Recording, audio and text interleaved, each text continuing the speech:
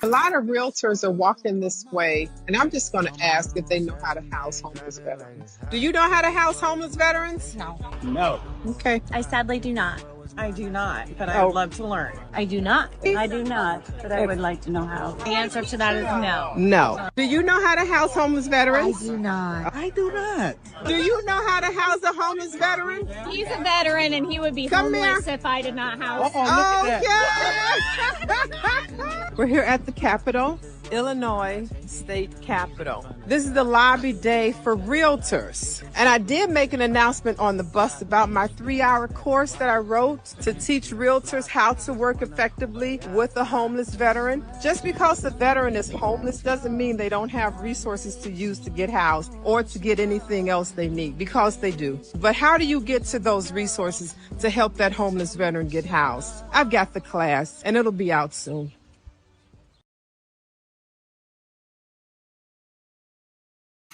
I keep saying I'm going to change that video, but I'm not, because look, guys, I was at the Capitol amongst thousands of Illinois state realtors who were lobbying for improvement, for change in our veterans community.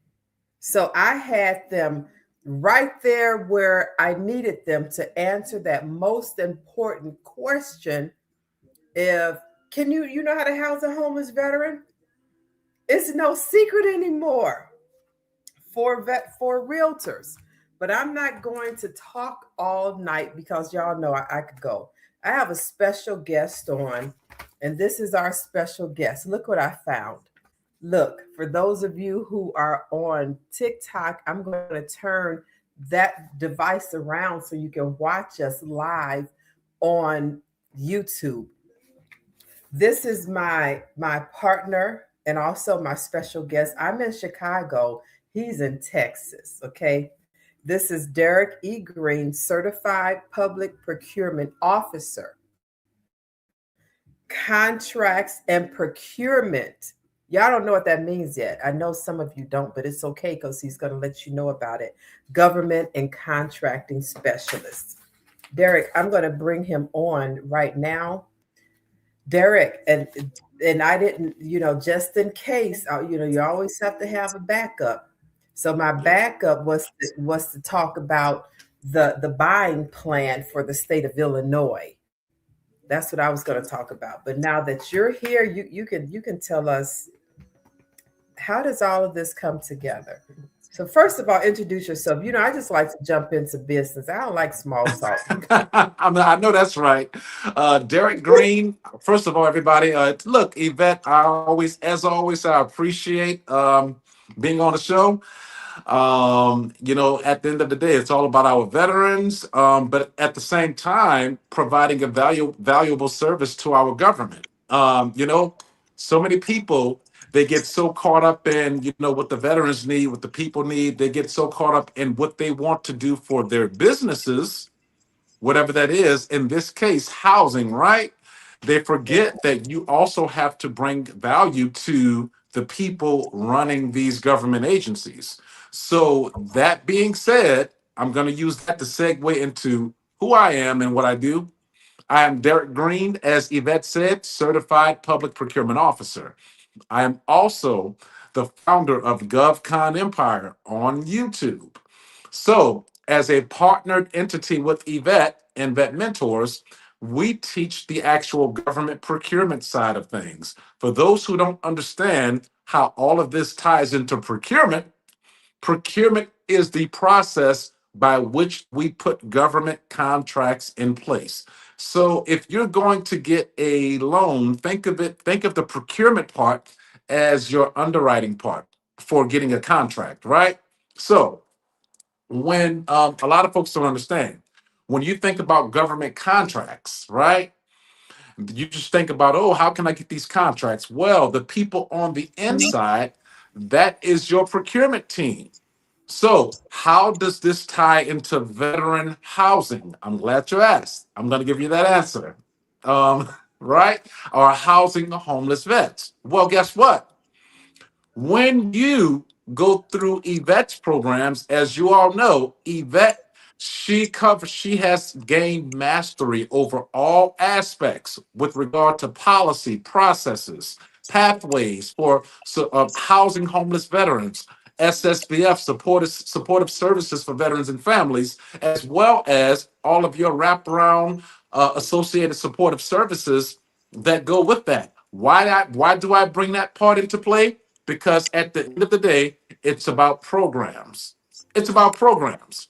Why do we have programs? Because we have different veteran populations. Why do we have different veteran populations? Because that veterans are categorized based on what they went through while they were in service. So, for example, I'm going to say some things that you've heard Yvette say already. PTSD, traumatic brain injury, military sexual trauma, chronic homelessness. The list goes on and on and on and on. Well, guess what? Because those categories, amongst what about 1,000 other categories, those are the things that the VA has to build programs around.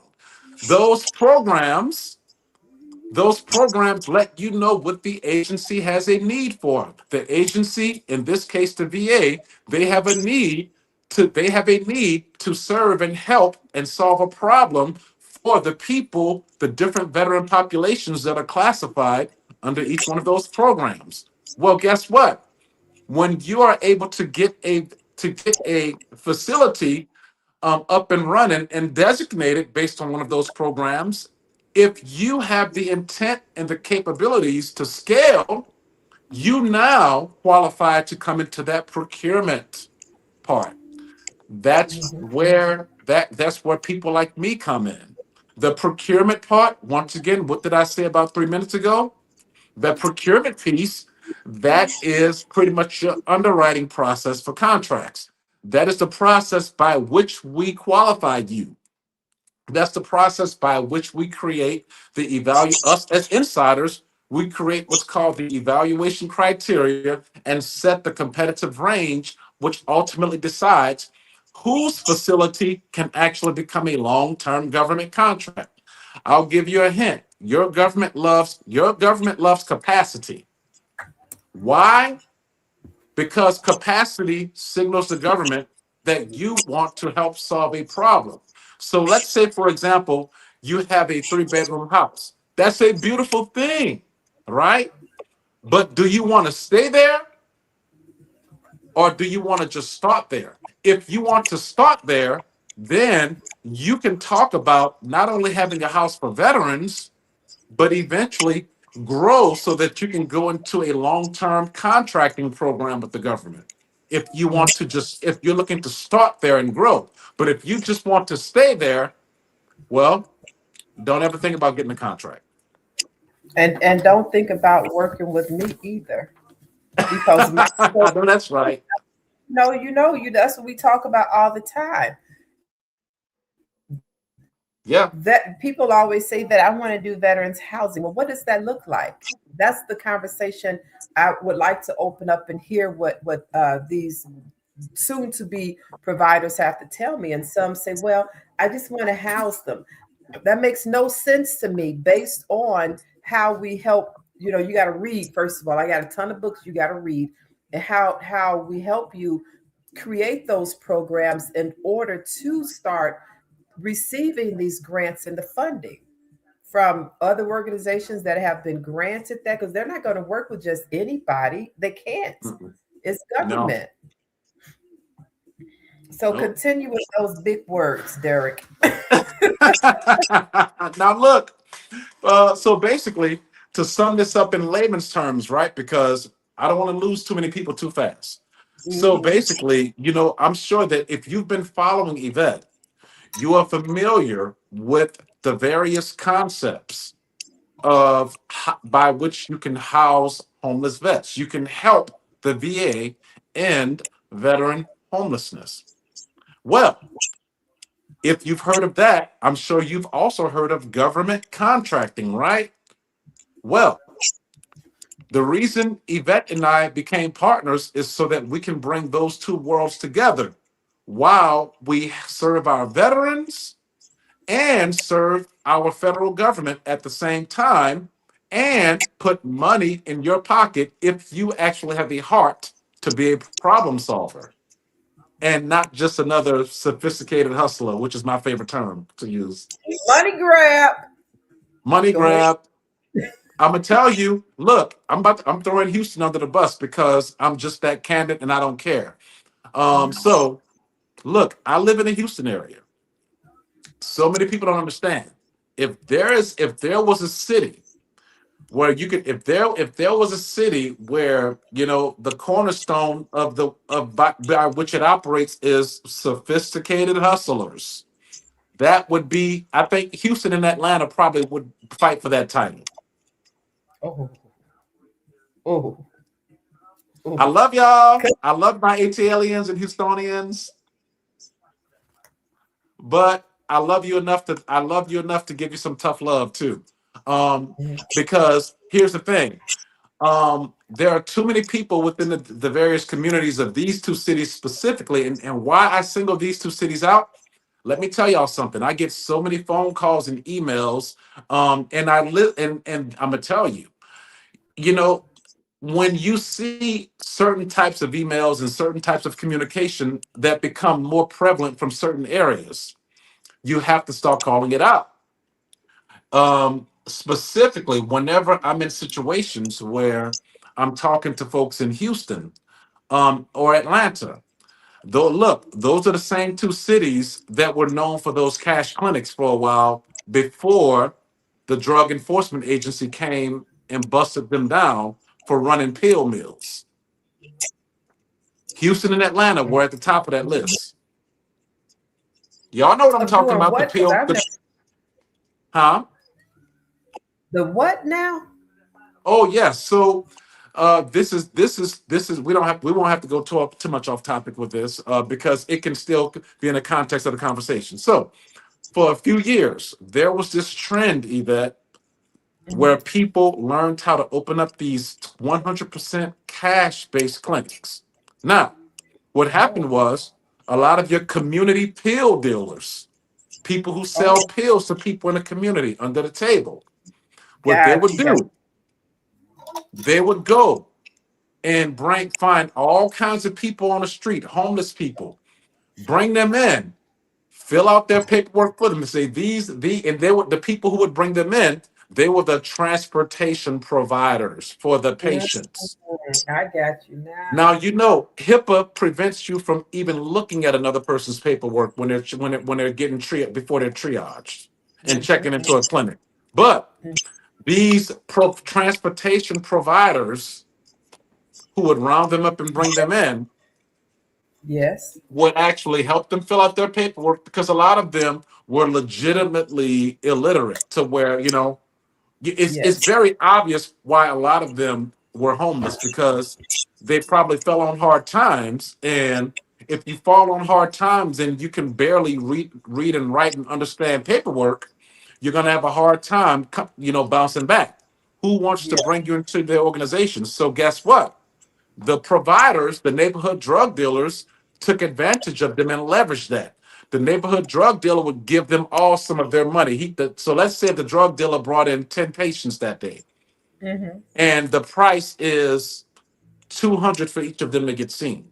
He would give each of them 200 to hold. They come in and pay their 200 so that they can get a prescription. Then they give that money. So then let me back up. They would give the prescription to the drug dealer who brought them in, and the drug dealer would pay them a little fee. He would give them a portion of the 200 back Mm. for their time, and then he would make thousands upon thousands and keep repeating the process. And Yeah. then the people running these pill mills, would be people who would get their MPI number. They'd find a doctor to work for them, and that doctor working for them doesn't even know that he's helping run a sophisticated drug business. Hmm. They would Wow. That. keep those to what doctor would be off somewhere just seeing the patients and prescribing. And the facility would find a way to pay him with a professional check. So the doctor doesn't even know that helping operate a sophisticated drug dealer business. So Wow. because Houston and Atlanta was at the top, they were top tier in that business model. They have proven themselves to be the two capitals of the sophisticated hustlers.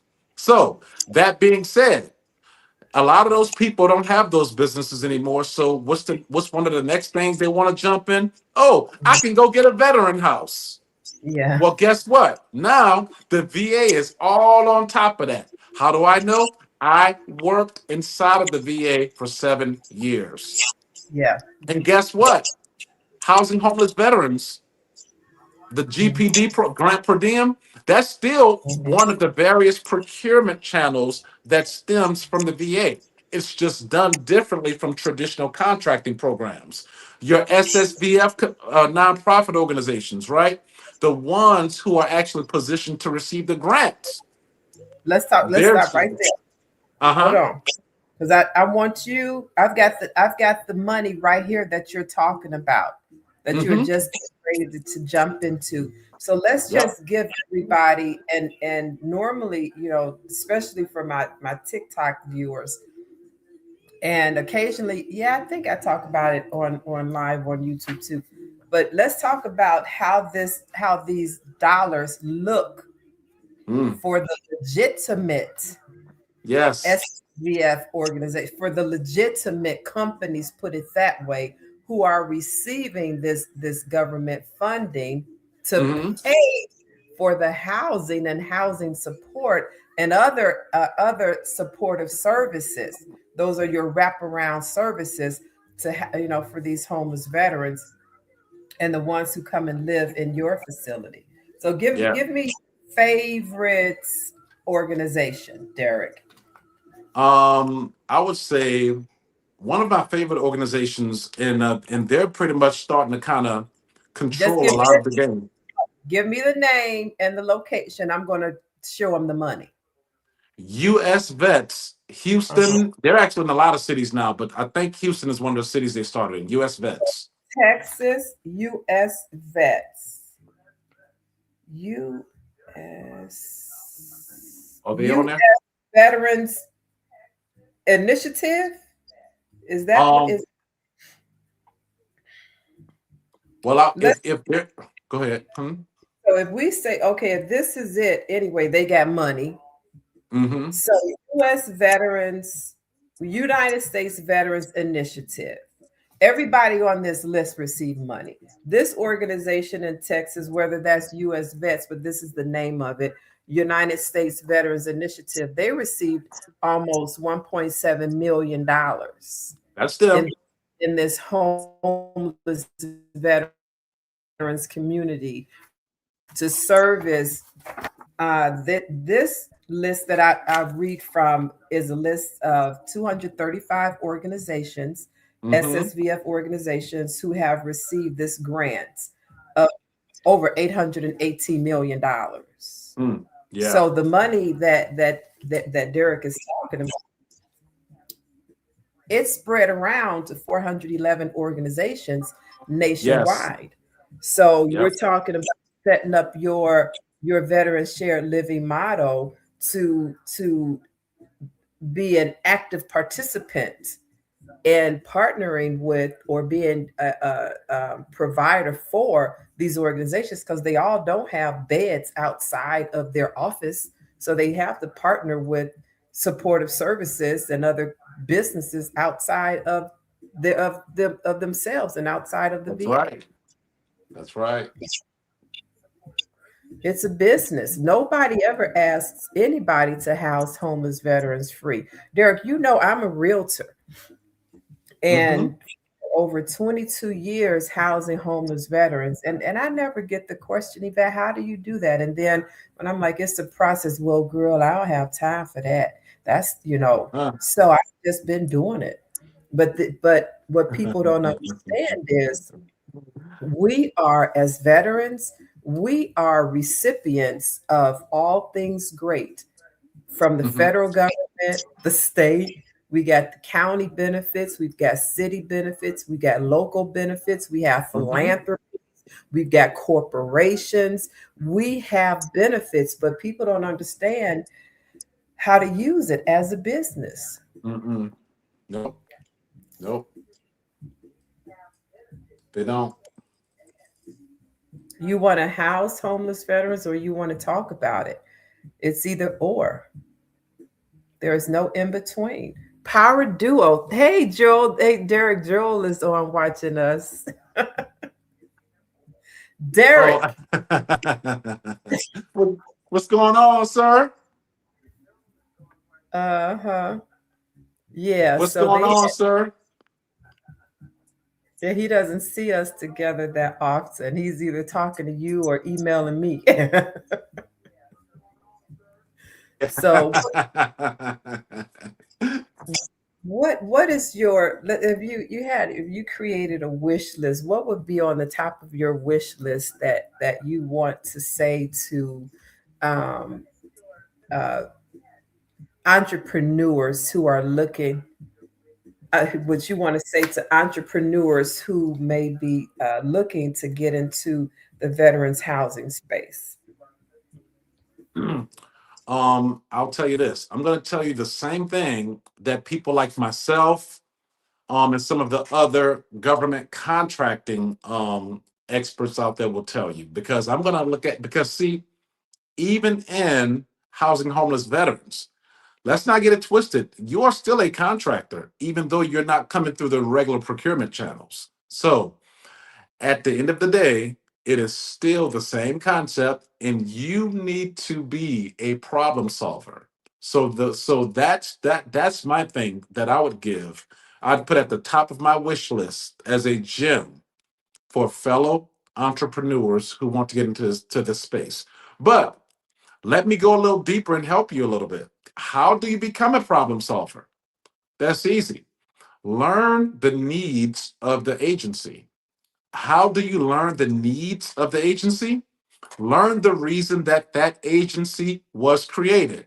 And let me give you a hint. We have the office of the president, right? Well, guess what? Underneath the office of the president, you have what? Your cabinet agencies. Why were these agencies created? Think about the things that it takes to run a country, to run a society. It takes infrastructure, it takes infrastructure, resources, your natural resources, so and all of those things, right? So that's everything from energy to emergency response. That's everything to you look at everything, right? That's why we have a Department of Commerce, we have an Environmental Protection Agency, we have a Department of Defense, education, health and human services, so on and so forth. Well, guess what? Veterans Affairs is there because most people would consider your world's top, I would say responders. It's gonna start from your military. Well, guess what? You got to care for them when they get out, right? So how do you care for military folks when they get out? Because they are now veterans. Well, think about the veterans in your family. If you're not a veteran yourself, think about the veterans in your family and what they need. If you think about what they need, then you will understand what the VA needs. And once you truly start understanding what the VA needs, you will begin to consider these things when you position your business. Once you start that kind of positioning, when you implement that kind of thinking into your positioning, you are now a problem solver. And guess what? When the agencies are all over it, they can tell a problem solver from a hustler. They're becoming more and more advanced in how they vet the difference. And a lot of people, I get people complaining to me about gatekeeping. And so that's why when they consult with me, I talk to them I talk to them about why they're being looked at as a gatekeeper. I mean why they're being gate kept. And the reason that is because they're being looked at as a hustler. Right. When you Exactly. call these people, say, "Yeah, I want to learn how I can get into housing homeless veterans," you know, What does you that want to know mean? what will work better? If you call and say, "Hey, what problems do you have?" I would like to know how I can help you, how I can partner with you guys to help solve problems. You see the difference in how that comes across? How can I get into housing homeless veterans? How can I have a veteran house? Man, you sound like somebody who had hopped around. Five other things didn't work out for you. So, well, let me try to get a veteran house because I heard that my homie Tyrone and Keisha down the street, they got a veteran house. So let me see if I can do that. Yeah. Yeah. Well, guess what? They're probably about to lose theirs. Tyrone and Yeah. Keisha probably about to lose theirs because the VA is cracking down on that. Y'all bet if you don't, I'm gonna tell you, VA Secretary Doug Collins, Yeah. his team, they are all look. I'm gonna tell you this: in the last 6 months, we just housed 53,000 homeless vets, and they Mhm. still have only touched. They still Yeah. just touched the surface of it. But that Yeah. being said, I threw that number out there to let you know how much it's a priority right now. But that being said, Mhm. while they have done that, they're also cracking down on who they will allow to do it. Does that mean it's going to be harder for you? Not necessarily. If you come across as somebody who's passionate about serving veterans and helping them solve a problem, which I just described how to do it, Mhm. then it's going to actually be easier for you Yeah. because you're now including these important intangibles in your proposal that speaks from both an empathetic community and integrity standpoint, as opposed to people calling, yeah, I want to know how I could get a veteran house. Wait, not Man, if just look, that. if I want to know how I can get some contracts. ooh, How I can get I deal with that on the procurement side. yeah, how can I get some money so I can start my veterans housing? I get Go that a to lot. the bank. Yeah, I get that a whole lot. So, Derek, Go to the bank. I don't know if I mentioned to you, I probably did because we've been doing so much, and so many things are happening in our wonderful community that I don't know if I told you this, but and I'm letting everybody know too that I wrote my inaugural article for Roll Call. Mm-hmm. I am the subject matter expert on veterans homelessness and housing. So I submitted three more articles because I got to write four articles a month. And we've got so much data, so much information to share that what's really happening out here. People Mm-hmm. think we have homeless veterans because it's the government not doing what the government could do. The government Mm-hmm. should do more. That I hear that a whole lot, don't you? But Yeah. listen to this. I'm holding up two documents right here of over $900 million that the government it has put out into the community already to help homeless veterans. The problem is we don't have enough advocates. We don't have enough professionals who are ready to step into this space and learn how to do what we do. You can't do what I do if you don't pick up my books and read and join the private group. You can't get to Derek E. Green CPPO without doing that first because I don't refer everybody to you. It's a waste of time. If you Mm-hmm. think you're gonna waste my time talking about I want to do veterans housing and I need some money. I saw you and your partner on the YouTube. I want to talk to him. Where's your program? Right. What That's right. what's your background? I look, no, you cannot get through our doors without going through a process to get to where you're supposed to be professionally. Mm-hmm. Otherwise, you're just a money grab, and it costs That's right. money to do business. I don't do free consultations, and Mm-mm. I don't do free what's another word people say, can you mentor me? I don't do Mentorships. Yeah. right. You got to join my group, private group for that. And to do that, you have to buy some education. And then what's another one? Can you give me some recommendations? That is a consultation. So Yeah, stop, people. Stop coming. it's also I'm gonna tell you, I have two people, and I'm gonna tell you right now, Lord, if I was that type of person to expose people, Yeah. because people don't understand when they send these emails, right? Mhm. Some of the questions they put in these emails. There was this one woman and this guy. They kept sending. I'm talking about probing and probing and probing. So finally, I stopped answering the emails. In fact, I blocked them because and they came across serious initially, but they kept after about the third or fourth set of emails they sent, I sent them the consulting packages so that we could actually set up a formal consultation so that they can learn, so that I can go and gather the resources based on their unique positioning, and then I can begin to teach them. But for days, they just kept sending emails and trying to probe deeper and deeper. And the way they would, this is how you know a sneaky, manipulative person who's probably not fit for business. And if I don't think you're fit for business, then I don't want you touching my veterans. But that being said, this is how you know. When they keep saying, well, I just want to make sure I'm going to get some value. I'm going to make sure I'm going to get some. So what I do, I say, well, go to my channel. Look at all of my videos that talk about compliance. This will give you a basic framework for how all government programs do business. That way, you'll have an idea that you'll kill two birds with one stone.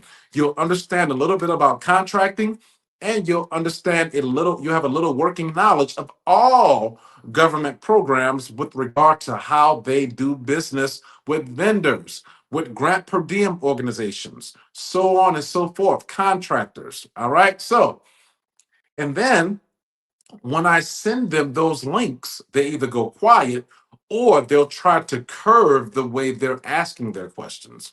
Let me tell you something. If you don't have time to sit down and watch a 20 to 30-minute video, or even a 10-minute or a 15-minute video, look, this is not going to work for you. This is not another short attention span money grab.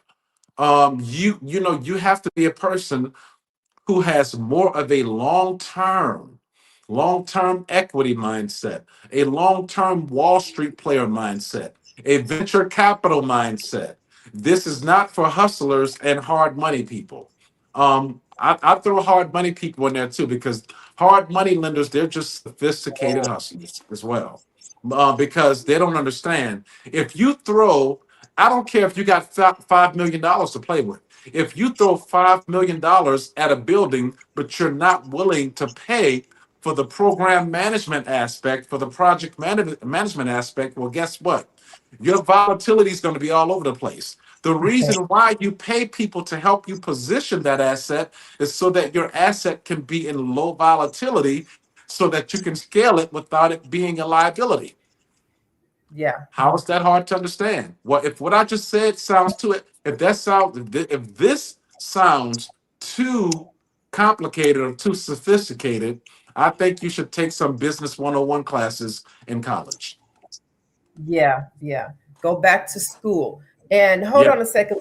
Let me get my library out, because I never told anybody anything about what's in these books for 22 years. Never, because people weren't ready. And now that my library is called U.S. Military Veterans Educational and Resources Book Series. So that's Yeah. my requirement. Before I speak to anybody, you have to read a Oh, book, that's right. because otherwise, you want me to read to you? You want me to baby spoon feed you? I don't do things like that. So That's right. this is an education that's brand new to a lot of people. Nobody, I haven't shared. You want to talk about gatekeeping? Derek, talk about it with me, because I kept a lot of this because, people weren't ready. Mm-hmm. They weren't, and they're still not ready. No. When I asked of veterans, I was in a room full of veterans yesterday, 2 days ago.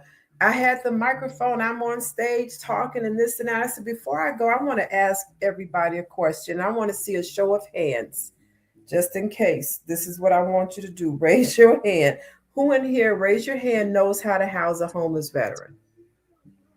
2.5 hands went up, because he was doing like, maybe not, maybe, 2.5 people out of everybody in that room.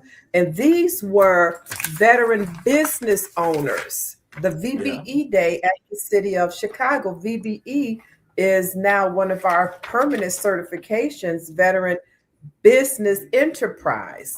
So Mm-hmm. one of the aldermen, the director of Department of Veteran Affairs of the city of Chicago, they didn't raise their hands.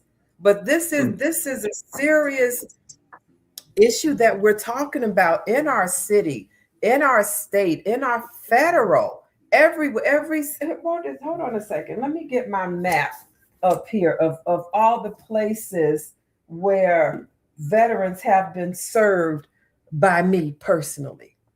And we have advocates. I have like it's 120, it's almost 200 advocates who have purchased my books to learn how to effectively house and effectively care for our homeless veterans.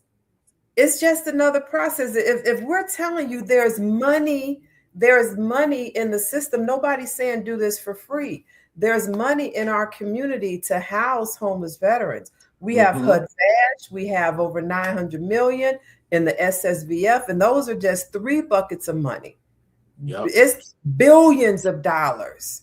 But It's if a you're lot. not positioning yourself as a professional to work in this capacity, then we're going to have homeless veterans, and we're going to have people like you watching us talking about we shouldn't have homeless veterans. The government should do more. The government is throwing out the red carpet They for are. this. And y'all know, and you want to know something? A What? secret? They Yeah, always have been. yeah, I It's know. just that there are certain communities, and I'm not going to steer the conversation in that direction, but there are certain communities who are so distracted by emotionalism. Kind of look like my mirror. I'll give you a Uh, hint. There's certain uh-huh. communities kind of look like my mirror Yeah. that are so distracted by the emotional aspects of politics and all of this other stuff that does not serve you. You just did not know that the programs were there, that the money was there. You want to know how I know? Mm-hmm. Because I became aware of these initiatives back in 2008 when I relocated from New Orleans to Washington, D.C. And Tell them. and guess what? When I became aware, I saw a data matrix that shows that this had been going on for more than 40 years. Mm-hmm. It's just that certain organizations were getting in on it because these were people who understand that F Yeah. word, focus. Yes. Yes. And So all the that. reason, yeah, but they've been giving money to these organizations to provide housing and services for veterans. It's just Yeah. that you've been too distracted by your favorite celebrities, by your Exactly. favorite media moguls. Exactly. We got everybody. I'm sure everybody has heard of Catholic Charities, right? They've been Everybody. out We there doing it. in every city, every state, Catholic Charities in New Jersey received almost 2.8 million. I can go down. United Way. You've heard of United Way? They received almost 1.4. Volunteers of America. They are in almost every city, every state. Here's They're everywhere. They're everywhere. where they have an MT. Where's MT? What's MT? The state MT. Montana, Montana and WY. Wyoming. Wyoming. over 10 million, almost 11 million. But think about where those two states, who live in those two states, Montana and Wyoming.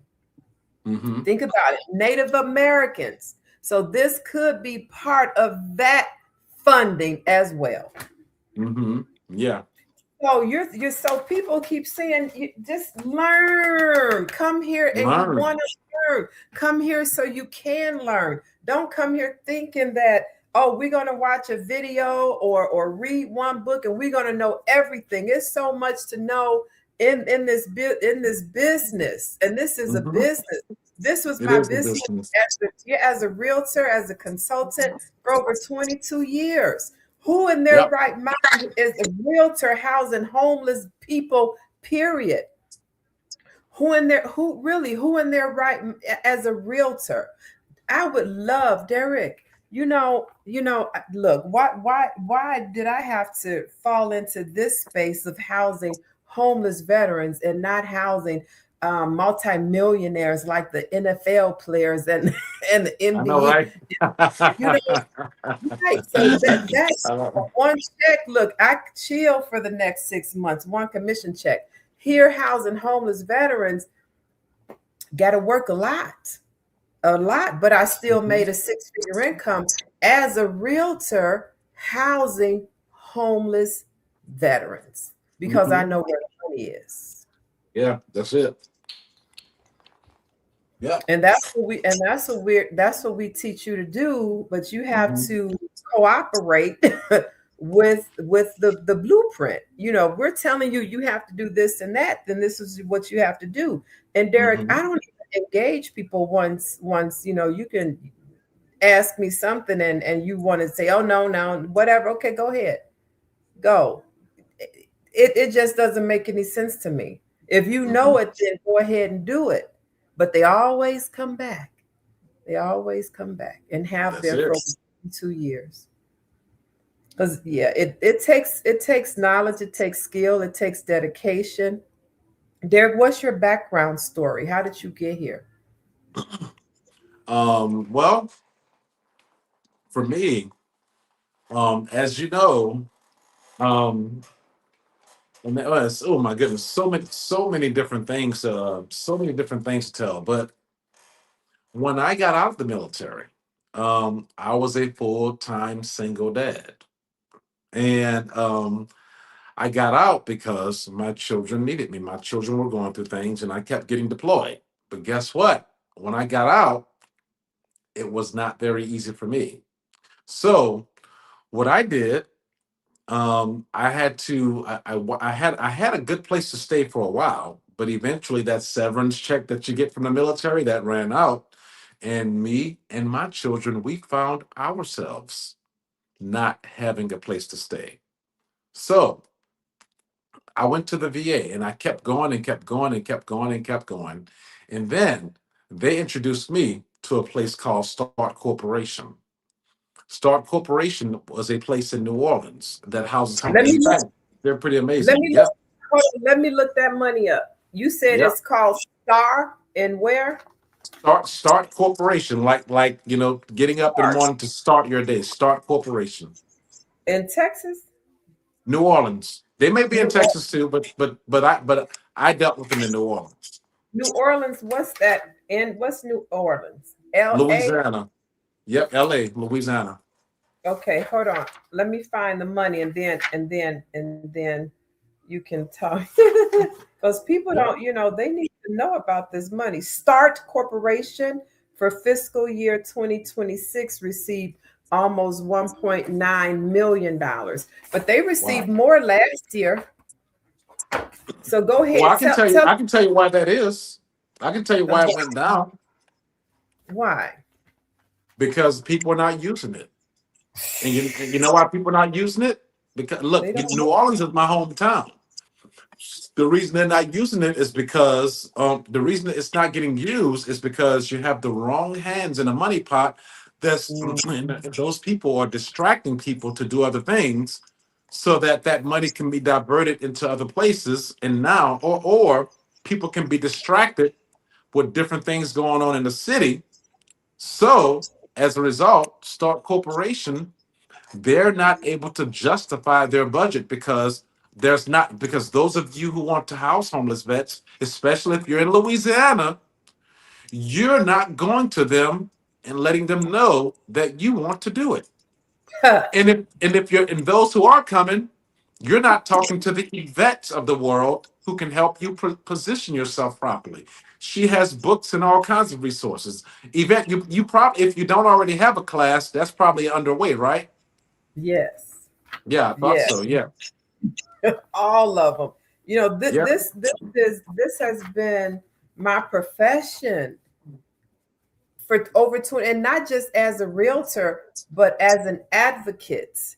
And Mm-hmm. that's where different, that's the difference in what I've been doing over all these years, is really advocating for people. And not just, I've seen realtors come and go at the VA when we would have Derek, drop your YouTube link in the post so people can follow you. Let me figure out how to do. Okay, I think I see the comments.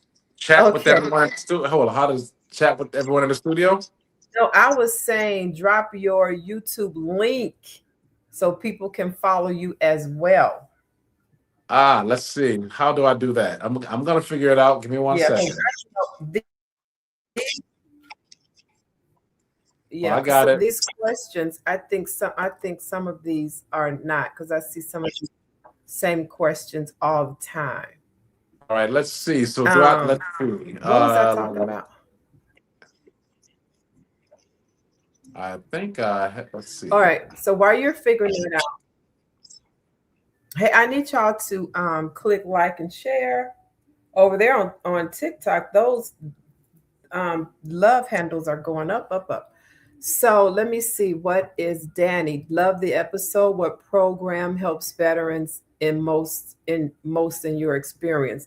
The ones that can do the job, the ones that can fulfill the needs of that homeless veteran or that veteran in need, looking for those services. Mm-hmm. That's the best program. I'm not going to say one program is better than the others. If they're not doing what they're supposed to be doing, then that's not a good program. That's right. Thank you for shining a light on the issues. How can communities get involved, learn, get some education, go get all of my books and read them? And this is what I say. Some people will ask one question and think it's going to be answered, and then they're going to know everything. That's not how it works. Microwave, powerful message. How can advocates get started with HUD-VASH faster? Pick up the book and read it. Now, what I've done, I just joined the community, and I dropped the link for GovCon Empire into the comment section because I tell folks all the time, sit and watch those videos that talk about compliance. That's going to give you a basic framework in terms of how the government wants you to look. Now, tied around the government contracting angle, but it's the same thing in terms of how compliance metrics are formed. That's going to give you an idea of just a basic framework of working with the government. I'm telling you, a lot of people is, I don't want to go do all that. And I'm going to tell you right now, 6 months from today, you're going to still be asking the same questions when you could have went and sat down for 30 minutes and 30 minutes of your time can raise your net worth by a couple of zeros if you get a handle on that short attention span that we're all being programmed to have when we real surf all day. So for one thing to answer the same question that Yvette just answered, one place you can start is stop real surfing. Real surfing, what it does, it enables your brain to be able to, it disables your brain from being able to focus on one thing for an extended period of time. I'm giving now this right here, what I'm telling you. So one of my degrees was physiology. So I'm helping you out. The real surfing, it really does that to your brain. That's why when somebody sends you a 10-minute video, I ain't got time to watch that. Right. 10 to 20 minutes of your time of sitting down, watching somebody explain government compliance for entrepreneurs, that can literally transform your wealth journey. 30 minutes, Yeah. 15 minutes, 15 minutes on some videos, 20 minutes on some videos. That can save you for coming back 18 months from now asking the same question. Just And 30 then minutes. the cost of consulting has gone up 3 times or more. Yeah. Because people are coming in and I'm gonna tell you, I'm gonna let you know right now. Here's why you want to read Yvette's book and why you want to go to the GovCon Empire YouTube channel and get a head start. Because let me tell you, the word is starting to get out to the major players now. Yeah. There's some people who call Yvette and who call myself. Some of these people are real investors, accredited institutional investors. So if you guys don't sit still and read a book or watch some of these videos, you're going to get usurped by these people who got it in their pocket to buy 3 hotels. Yes. Yes. Yes. And then they're looking up why are they the only ones who can do this? Mm-hmm. Because you don't take time. You Yeah. don't take time to educate yourself. Information can take a person who has a net worth of $20,000 and put them in the same running with somebody who has 10 millions just by understanding positioning and alignment. Yeah. I was on the call yesterday for the grant that's coming out for the HVRP program. Hmm. And they were like, there's no matching funds. You don't need, how some contracts you have to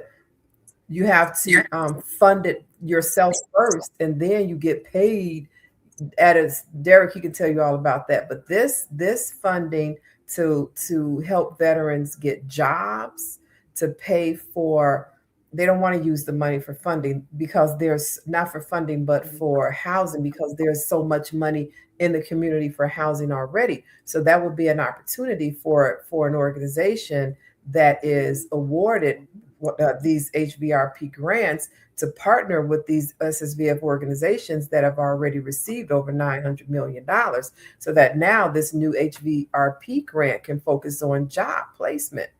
Hmm. But if you're in the community and you have a veteran shared living model home, and you don't know who these key players are for you to receive these veterans from these organizations, and they come with funding, and your facility is set up the proper way, then you won't get this money. So I Hmm. mean, this right here, I would say, Derek, and I've watched a lot of people's channels, and Hmm. not to down anybody's channel, because that's a lot of times that's how we learn. We learn the Hmm. good and the bad. So you have to be in the know of what's going on in the community. And I see a lot of these homes popping up, and all they're talking about is, I make 7,500 a month, 10,000 a month, but where you could position yourself to make 5 million a year. Hmm. That's where we start you with the knowledge, with the proper knowledge, so that you can be on this list to receive this type of funding. That's the Yeah. difference Yeah. in what we do. Glad to be part of this community. Who is this, Derek? Rob. Hey, Robin. So, Robin George, and Robin, this is Derek, and this is who I said you'll be meeting after we get your programs all set up and squared away. Robin, let me see if I have his picture on here. Yep, here's Robin George. right there. So How's it going, Robin, Robin? Yeah, he is ready and eager. He's like, Yvette, I know you said you emailed me. Yeah, so he's in the community and ready to learn and get. that's good. Yeah, so Robin, once we get you all up and going, you will be able to meet with our money man. Hold on, where am I? Okay, thanks for that. And yeah, I'm glad you're in the community. I have to send out a message tomorrow, and this is Derek's YouTube. So Robin, go ahead and follow Derek's YouTube, because after we get your houses set up, then that's the next phase in getting that getting you some. But even before, he puts you in for, maybe a what? A so what you can put him in for. There's actually there's actually various types of awards. What we typically do is teach them how to create the pathways Mhm. so that the government can not only issue the RFP, but issue the RFP in their favor. Now, sole source is going to be sole source is one that can clear 2 CFR 200, and let me explain what that means. So, because I was a former policy writer in this regard, when we say CFRs, we're talking about the Code of Federal Regulation. Now, 2 CFR 200, look it up. That's when the government is able to prove without a shadow of a doubt that you are the only person in your market who can provide a certain service and do it a certain way. So, let's say, for example, there's a need for there's a need for a veteran housing shelter that provides supportive services for women who've suffered military sexual trauma, and they only want one facility to do this, but they want that one facility to do it for, let's say, at least 20 women, at least 20 female veterans, right? But you're the only person who's able to provide a facility that will really give them the level of comfort that they need and provide all of the intangibles that really incentivize women being there. Well, Mhm. guess what? You now qualify for a sole source, and that gives the government the metrics they need to clear that policy that is in the Code of Federal Regulation 2 CFR 200. So they can now issue a sole source award as opposed to a competitive RFP. I just gave you a principle of procurement. Don't y'all go trying to apply for procurement jobs now. You're gonna have to know more than that. Right. Yeah. It's always so many layers to this. So Yeah. many layers, so many layers. I'll find myself having a conversation. I'm like, wait a minute, you also have to do this. It's Yeah. so many layers. But Yeah. that's Yeah. that to me, I do a puzzle every day. I think I'm on 148 straight days of doing this puzzle where you have to connect, and it goes around and it goes all the Mhm. way around. And that's how this homeless veterans housing community is. You have to Mhm. know how to connect all of these dots, and it's never a straight line, never a straight line. So, and when you learn, first of all, I tell everybody this now, to go to, hold on, go to, I'm going to take you off right now, remove, to go to the va.gov / get started, because these are your federal benefits. This is your federal benefits book, and you can download this book. So when you're talking to homeless veterans, you have to know what resources are out here. You say you want to house homeless veterans, well, you're going to have a program that is in alignment with the federal government. So if this program is not in alignment with the federal government, then you really don't have a program. But what I'm telling you this is to get to know the benefits that you can help serve these veterans when they are in your supportive housing program. Go to your state and go to your state like Texas Department of Veteran Affairs, because they have additional benefits in their state, in your state, than the federal government. Then Hmm. you want to go to your county, because your county also has an additional set That's of right. benefits. That's And right. then you want to go, you see all these benefits. This is money, manna from heaven Yeah. that veterans have access to. And then you go to your local VA, because your local VA also wants to help you in letting you know what local services there are in right next to your VA. So go get all of this information. You say you want to house homeless veterans, you have to be in the know and not just in the I want to know, but don't do nothing about it. Right. So Yeah, look, yeah. providing housing for our homeless veterans, that is a it can become a very, very easy thing to do when you are placing yourselves in alignment with the Yvette Joneses and the Derek Greens, those of us who understand the programs, how to speak to the compliance and policy aspect. That's all it is. When you say something is complicated, right? Well, everything is complicated. It's just that the things that you enjoy doing, there was something that made you passionate about learning those things. For example, think about this. I know people who can tell you every stat on every NBA player, why this person is considered. I mean, and it's interesting because the National Basketball Association has never sent them a check. Right. That part. The National Football League has never sent you a check, but Mhm. you can make an argument of who the top 20 quarterbacks are, who the top 20 cornerbacks are. You can tell the difference. You can present an entire argument as to why a defense should run a seven-man front versus a four-man front, but these people have never paid you. Guess what? Which I just described is more sophisticated than putting together a policy program or an intake checklist for an efficient veteran care home. So, when we talk about, well, that's a lot to do.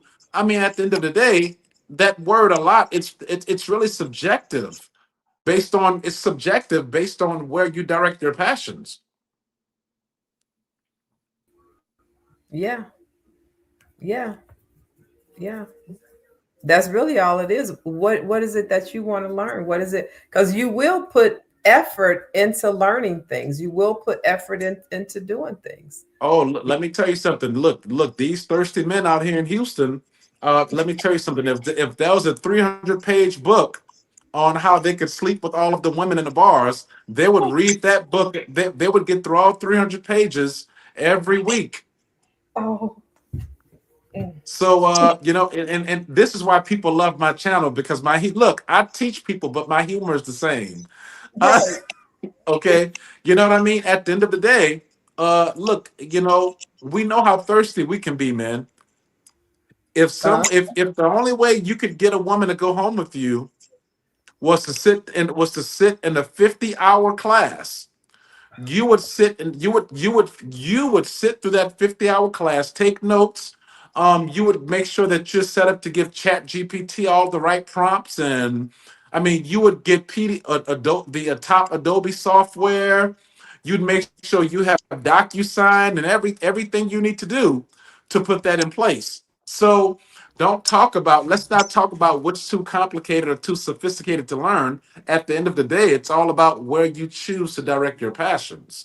Nothing is too hard. Nothing is too sophisticated. Every time you direct your attention you send your attention in a new direction, you hit a learning curve. We hit a learning curve when we learned how to go into the inboxes to DM strangers on Facebook. Yeah. You didn't just know how to do that. You had to learn how to set up your page. You had to learn how to comment. You had to learn how to upload photos. You had to learn how to do all of these things because it's something that was important to you. And believe it or not, setting this up, it's just paperwork. It's paperwork and passion. We want to put passion first because at the end of the day, if passion is what's not leading you, I'd suggest you go do something different. But it's passion that's going to drive you to get around a very simple learning curve and then have the patience to follow through. I have some people, it's amazing. How long is it going to take me? Yes. Yes. Um, Part. it's Oh, that's a very interesting. It's very interesting that someone who thinks that they are cut out for business would ask, "How long is this going to take?" Have you yeah. not done the research and learned that most businesses don't mature in under 2 to 3 years? Right. Yeah.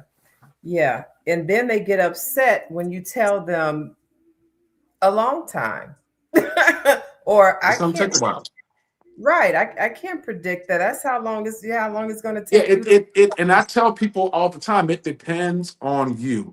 Yeah. Let me tell you something. I've gotten into conversations with I've had hard money teams call me, and they get so frustrated that they can't trap me into this time frame conversation. I say, well, it Right. depends on you. They say, well, how long is it going to take? I just need give me a ballpark figure, Derek.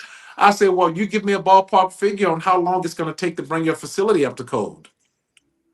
Hmm. That's just one piece. Well, I don't know how long is it going to take to get the inspection person to come out. When you go to the Houston permitting office and set up a damn appointment, Yeah. that's how long it's going to take. Yeah. When you go to Yeah. the city of Chicago permitting office, when you go to the city of Philadelphia permitting office, Yeah. city of Los Angeles, New Orleans, Dallas, Seattle, New York, San Yeah. Francisco, throw them all in there. San Antonio, San Diego, all of the sands. Yeah, everybody So wants something quick. Was that, call that the microwave era. right. It's not going to come quick, and you're not going to back me into a corner asking me all those questions. How long? Why don't you Mm-mm. go do something else that has a predictable time frame? Because I this tell isn't. people, if you want to make money in the next 30 days, I say it all the time, go open a t-shirt stand. Open a t-shirt stand. Do a t-shirt stand. You can do a CMOS truck. There's a lot of things. There's a lot of quick hustles you can do.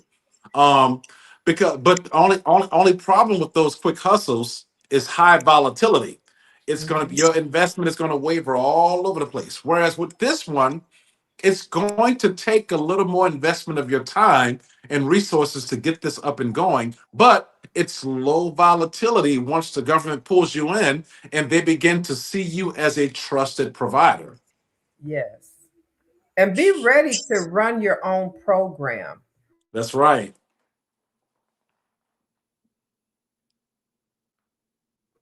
Because That's people right. are asking, write the program, run the program. What are you going to do? Provide the Right. property, and what? You're just going to get paid every. Yeah, you have to have a team for this. We That's are your right. consultants, and like Derek always talk about, you probably can't afford us to run your program, because if you No, could, then no. that'll take us away from everything else we're doing, and that's a big ticket item.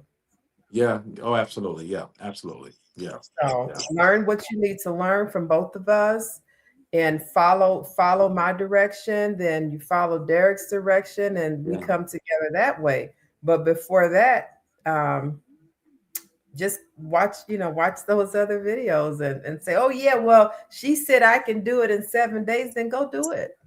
Oh, wow. Have Oh, my goodness. You know what? I'm going to tell you. Oh my goodness. I watch the government contracting videos that's telling people about low-hanging fruit. So I am I didn't say this in the intro because this is, I wanted to stay relevant to the topic. What got me into this is that I'm a former contracting officer. For those who don't understand what that means, I am one of the people who actually awarded contracts from everything from logistics to housing to engineering, supplies, services, cybersecurity, IT, all of the various sectors by which you can contract with the government, right? And and I would have to tell people constantly when they would when they would reach out.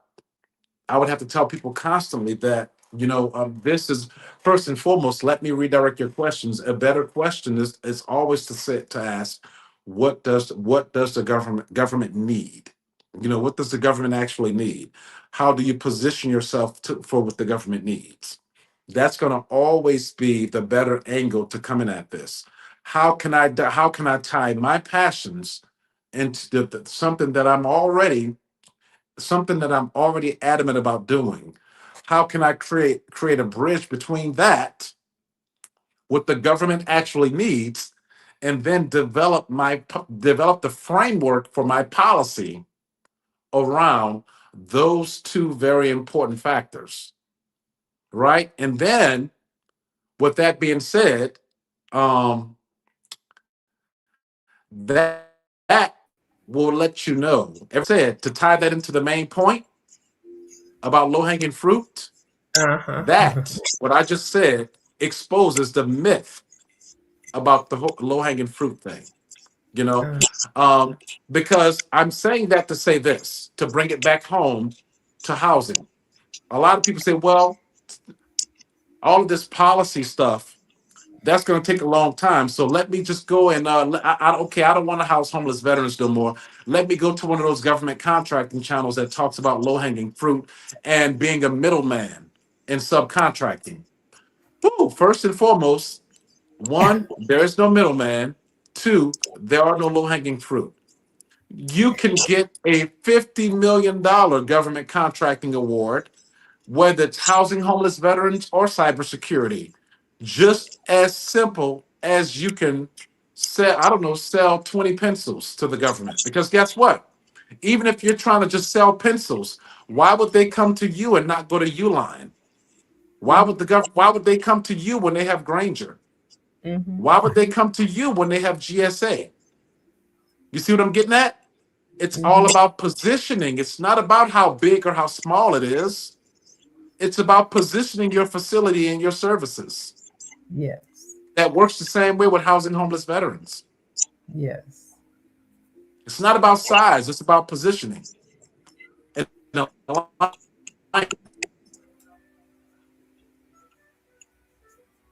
no, low-hanging fruit, that's not a real thing. I'm telling you that I don't care what your favorite content creator is saying. I'm telling you this as a former contracting officer to save you time and headache. So if you were initially passionate about housing homeless veterans, stay in that lane, because you will be very disappointed to learn that it could take up to 18 months to sell 20 pencils to the military,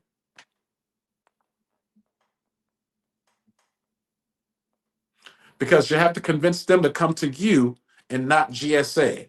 You have to convince them to come to you and not Uline, you and not Granger, or you.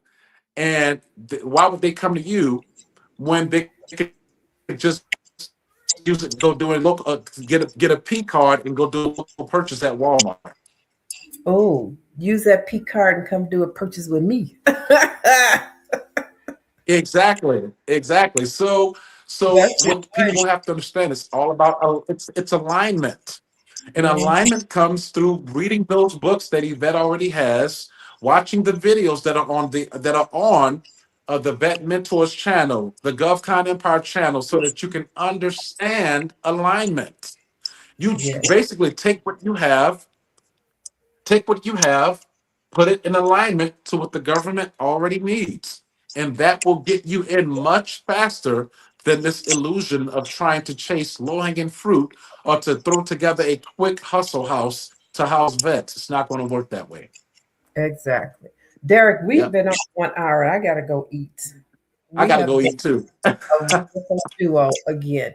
Well, the So fact that we can talk about this for 90 minutes, that's passion.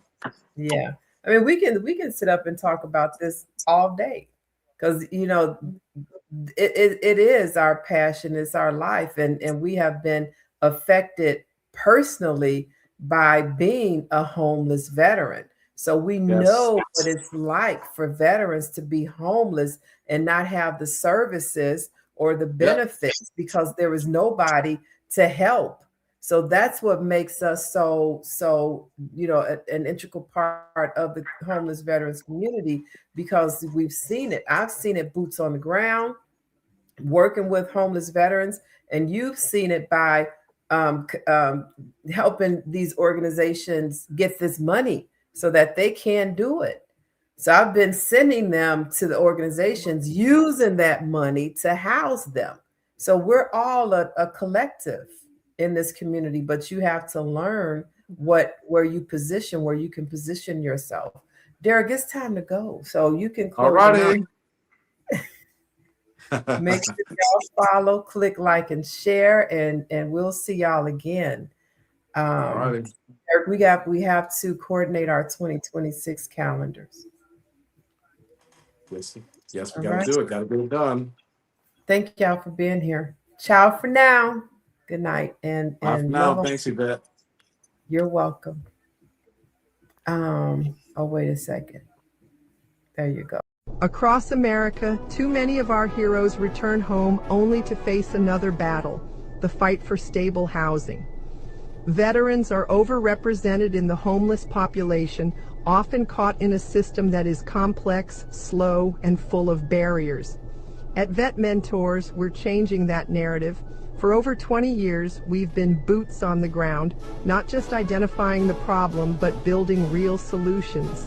That's why we created the U.S. Military Veterans Educational and Resource Guide book series, a groundbreaking collection designed to educate, equip, and empower.